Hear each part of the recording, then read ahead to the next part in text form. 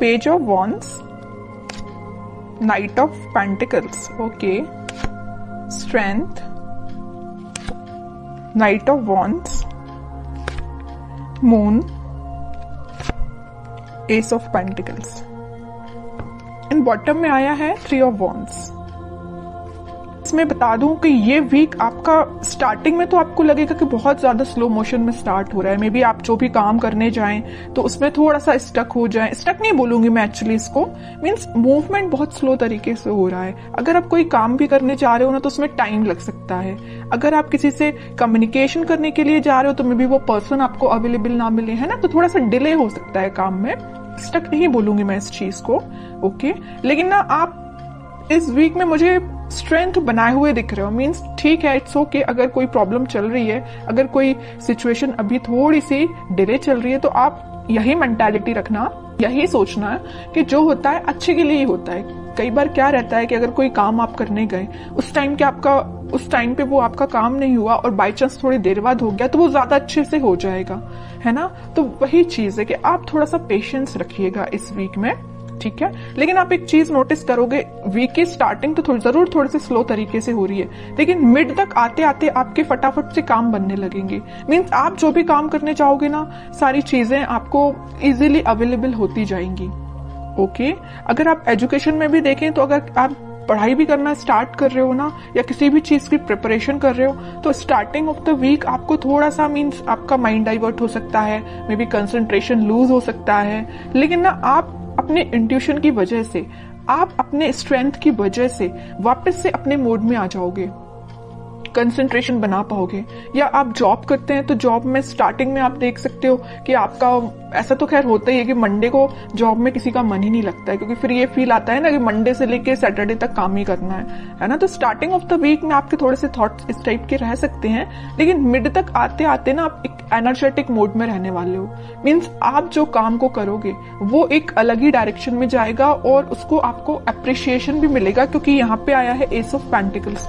तो आप जो भी करने जा रहे हो तो उसमें आप अपना 100% दीजिए, आपकी रिकॉग्नाइजेशन, आपको अप्रिसिएशन बिल्कुल मिलेगा। जिस चीज का आप काफी टाइम से वेट कर रहे थे, मे बी ये कोई अपॉर्चुनिटी हो सकती है, या किसी पर्सन के साइड से कम्युनिकेशन हो सकता है, या आपकी लाइफ में कोई स्टक सिचुएशन चल रही होगी किसी भी फील्ड से रिलेटेड, तो वो वर्कआउट हो सकती है, ठीक है। और आप ना काफी टाइम से ना थिंकिंग मोड में भी चल रहे थे। इस मून कार्ड के साथ मुझे दिख रहा है कि आप बहुत टाइम से सोच रहे हैं कि आपके काम क्यों नहीं बन रहे हैं, या आप किसी जॉब अप्लाई करते हैं जॉब के लिए तो मे बी वहां से आपको रिस्पॉन्स जो है पॉजिटिव नहीं मिलता, या आप करियर में भी कुछ ट्राई करते तो वहां पे रिस्पॉन्स पॉजिटिव नहीं मिलता, या आपके पार्टनर ही आपको अच्छे से रिस्पॉन्स नहीं दे रहे हैं, ठीक है। तो आप जितनी भी प्रॉब्लम्स चीजें चल रही है ना, वो सारी रिजॉल्व होते हुए इस वीक में मुझे नजर आ रही है। रिजॉल्व का तो मैं स्टार्टिंग में आपको बता ही चुकी हूँ कि स्टार्टिंग में आपको फील हो सकता है कि थोड़ी सी चीजें डिले हो रही हैं, बट वीक के एंड तक आप एक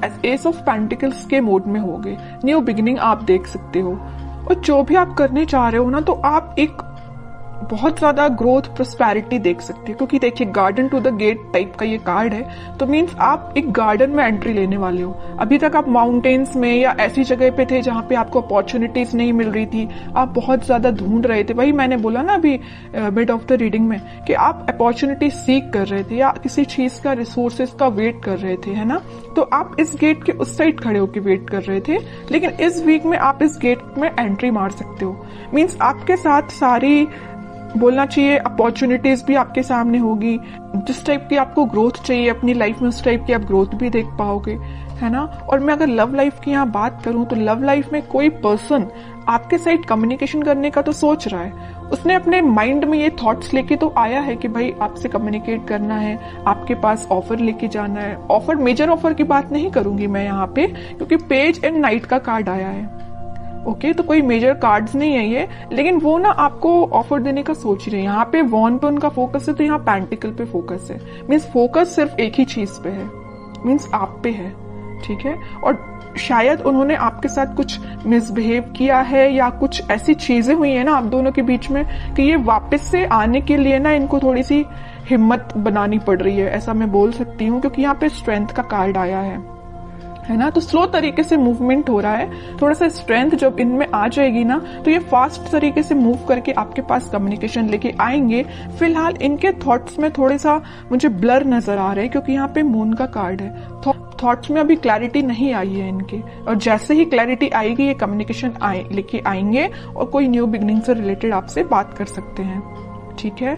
और आपके पार्टनर मुझे लग रहा है कहीं मीन्स कोस्टल एरिया से रिलेटेड कोई जगह पे रहते हैं, या आप रहते हो कोस्टल एरिया की जगहों पे, या आपके पार्टनर रहते हैं, है ना। तो पॉजिटिव ही एनर्जी है ये वीक। मुझे आपका ना कोई भी नेगेटिविटी मुझे दिखाई नहीं दे रही है तो ये वीक मुझे आपका ग्रोथ और प्रॉस्पेरिटी से भरा हुआ लग रहा है। कोई भी मुझे नेगेटिव सिचुएशन नजर नहीं आ रही है, ओके।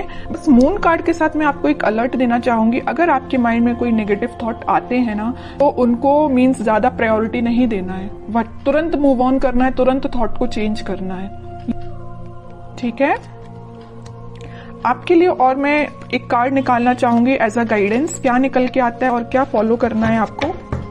तो मैं अगर लव लाइफ की यहाँ पे सम अप करके बताऊं आपको, पहले मैं कार्ड निकालती हूँ फिर बताती हूँ। देखिए मैं कह ही रही हूँ, आप ना अपने पार्टनर का में भी काफी टाइम से वेट कर रहे हैं, कम्युनिकेशन का वेट कर रहे हैं, यहाँ भी वेटिंग पीरियड, यहाँ भी वेटिंग पीरियड, और ये पार्टनर ना काफी दूर से ट्रेवल करके आपके पास आ भी सकते हैं।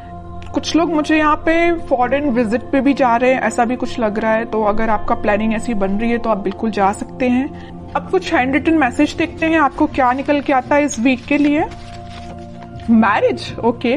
तो मैं कह रही हूँ ना, तो कुछ तो भी मैरिज से रिलेटेड या कुछ आप देख रहे होंगे ना, अपने पार्टनर के साइड से कम्युनिकेशन या रिकंसिलेशन से रिलेटेड देख रहे होंगे।